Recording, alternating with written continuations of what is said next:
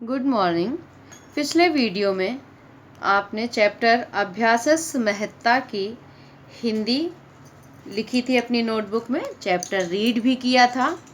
तो इस प्रकार आपका ये चैप्टर अभ्यासस् महत्ता का हिंदी वर्क, इसकी हिंदी अनुवाद आपने अपनी नोटबुक में लिख ली होगी। आज हम आपको इसी चैप्टर की एक्सरसाइजेस हल करवाएंगे। तो यहाँ पर ये शब्दार्थ हैं, इन्हें आपको अपनी नोटबुक में लिखना है। पूरा शब्दार्थ हेडिंग डालेंगे न्यू पेज में पूरा, और ये सारे शब्द ब्लैक पेन से और इनकी हिंदी ब्लू पेन से। उसके बाद आपकी एक्सरसाइज 1, चैप्टर अभ्यासस् महत्ता की एक्सरसाइज 1 हेडिंग डालेंगे एक्सरसाइज की। निम्नलिखित प्रश्नों के संस्कृत में उत्तर दीजिए। जैसे ऐसे लिखा है आप ऐसे लिखेंगे। ये नहीं आपने क्वेश्चन आंसर शॉर्ट में लिखा और नंबर 1 नंबर 2 क्या है कुछ समझ में नहीं। पूरी हेडिंग प्रश्न की आप कॉपी में भी लिखेंगे और पेपर में भी सॉल्व करेंगे जब क्वेश्चन पेपर, तो एग्जाम में भी पूरी हेडिंग लिखा करिए। तो पहला प्रश्न है, गुरुकुलम कुत्र आसीत्। बेटा आपने चैप्टर पढ़ा था, उसमें सब आपने समझा कि गुरुकुल कहाँ था। तो अब आपका प्रश्न है गुरुकुलम कुत्र आसीत्। प्रश्न की हिंदी है गुरुकुल कहाँ था। अब इस प्रश्न का उत्तर यहाँ फर्स्ट पैराग्राफ में है। पूरा अवध प्रदेशे एकम गुरुकुलम आसीत्। ये है, तो गुरुकुल कहाँ था? अवध प्रदेश में। इसकी हिंदी क्या, इसका उत्तर बनेगा गुरुकुलम कुत्र आसीत्, गुरुकुलम अवध प्रदेशे आसीत्। गुरुकुलम अवध प्रदेशे आसीत्। दूसरा प्रश्न है, छात्राः कुत्र पठन्ति। यहाँ पर हम इस न्यू बुक में तो हम प्रश्नों के उत्तर लिख नहीं सकते हैं। यहाँ हम इन प्रश्नों के उत्तर आपको लिखते चल रहे हैं कि प्रश्न उत्तर है, प्रश्नों के उत्तर लिखिए। ठीक है, या हम डिस्कस ही कर देते हैं, आप लोग डिस्कस करने में भी लिख लेते हैं। तो पहले प्रश्न का, प्रश्न 1 का उत्तर था अवध प्रदेश से। दूसरे प्रश्न का यहाँ मेन उत्तर लिख रहे हैं, मुख्य आंसर। उसके बाद में आप पूरा सेंटेंस लिखेंगे। छात्राः कुत्र पठन्ति स्म। छात्र कहाँ पढ़ता था। प्रश्न की मीनिंग है छात्र कहाँ पढ़ता था। आप इसमें से देखेंगे छात्र कहाँ पढ़ता था। अनेके गुरुकुलम तस्मिन् अनेके गुरुकुले अनेके छात्राः पठन्ति। तो गुरुकुल में अनेक छात्र पढ़ते थे। और छात्राः कुत्र पठन्ति इसमें, छात्र कहाँ पढ़ते थे? गुरुकुले। दूसरे प्रश्न का मेन आंसर है गुरुकुले। तीसरा प्रश्न है, मंदबुद्धि छात्रः कः आसीत्। तीसरा प्रश्न है, मंदबुद्धि छात्र कौन था? कौन था मंदबुद्धि छात्र? ये प्रश्न का उत्तर सभी को आ रहा होगा, भूपति। यहाँ पर आप लिख देंगे भूपति। चौथा प्रश्न है, भूपति किमर्थम कूपस्य समीपम अगच्छत्। प्रश्न का मतलब है भूपति किस लिए कुएं के पास गया था। कुएं के पास कौन जाता है? प्यासा। तो उसे भी किस लिए गया था वो? जलम पातुम। यहाँ पर प्रश्न का उत्तर है कि भूपति जलम पातुम। तो आप लिखेंगे प्रश्न का उत्तर भूपति किमर्थम। तो चौथे प्रश्न का अर्थ होगा कि भूपति जलम पातुम कूपस्य समीपम अगच्छत्। तो यहाँ पर हो जाएगा जलम पातुम। चौथा, उसके बाद पांचवा प्रश्न है, कूपम प्रति गत्वा भूपति किम अपश्यत्। कुएं के पास जाकर भूपति ने क्या देखा? क्या देखा था कि जब रस्सी से भी पत्थर में गड्ढे बन रहे हैं। तो यहाँ पर ये देखिए, उसने तुम्हारे प्रश्न में है, सहसा सह अपश्यत्। भूपति अपश्यत् यत् रज्ज्वे कूपे गर्तानि अभवत्। बस आपको यहाँ तक लिखना है, यत् रज्ज्वे कूपे गर्तानि अभवत्, यहाँ से लेकर यहाँ तक। उसने देखा रज्ज्वे कूपे गर्तानि अभवत्। ठीक। फिर प्रश्न है, भूपति कथम विद्वान अभवत्। भूपति कैसे विद्वान हुआ? कैसे विद्वान हुआ था?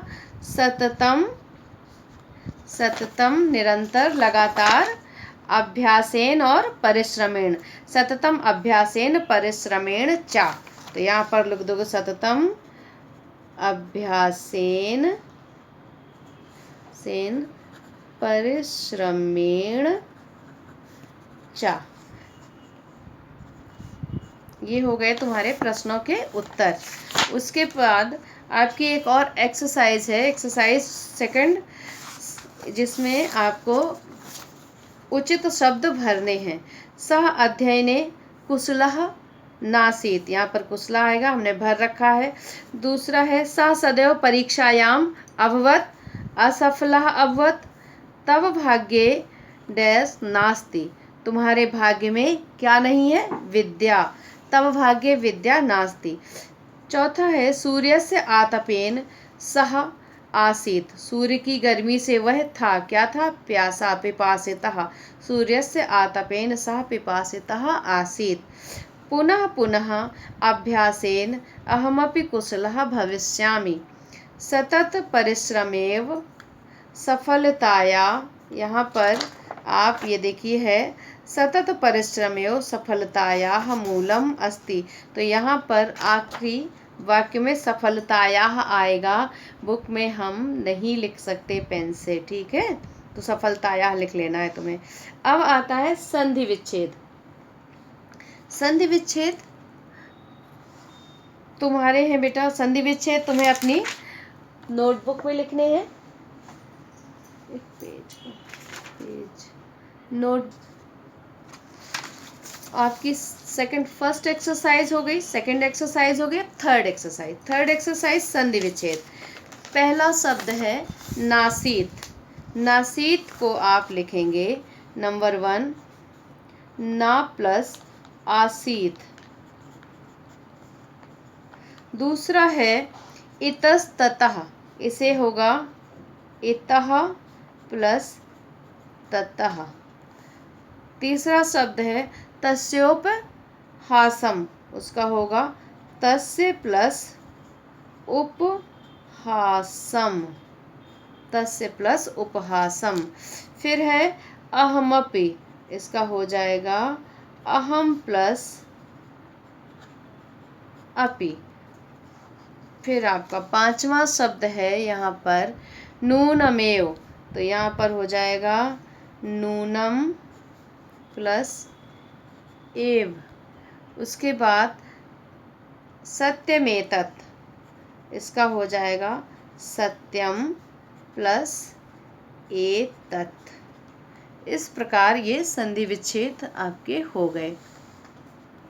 पहला नासीत का ना प्लस आसीत, इतस्ततः का इतः प्लस ततः, तस्योपहासम तस्य प्लस उपहासम, अहमपि अहम प्लस अपि, नूनमेव नूनम प्लस एव, सत्यमेतत् सत्यम प्लस एतत्।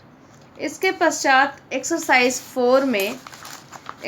4 में आप लिखेंगे निम्नलिखित वाक्यों को घटनाक्रम के अनुसार। ये है एक्सरसाइज 4। इसे आप अपने आप से बुक से चैप्टर पढ़ेंगे, चैप्टर के वाक्यों को क्रम से स्वयं लिखेंगे, इसे हम नहीं बताएंगे, बाद में बताएंगे।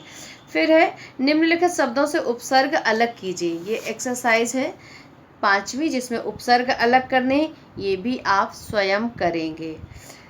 उचित विलोम से मिलान कीजिए। यहाँ पर है एक्सरसाइज, मैचिंग करनी है आपको।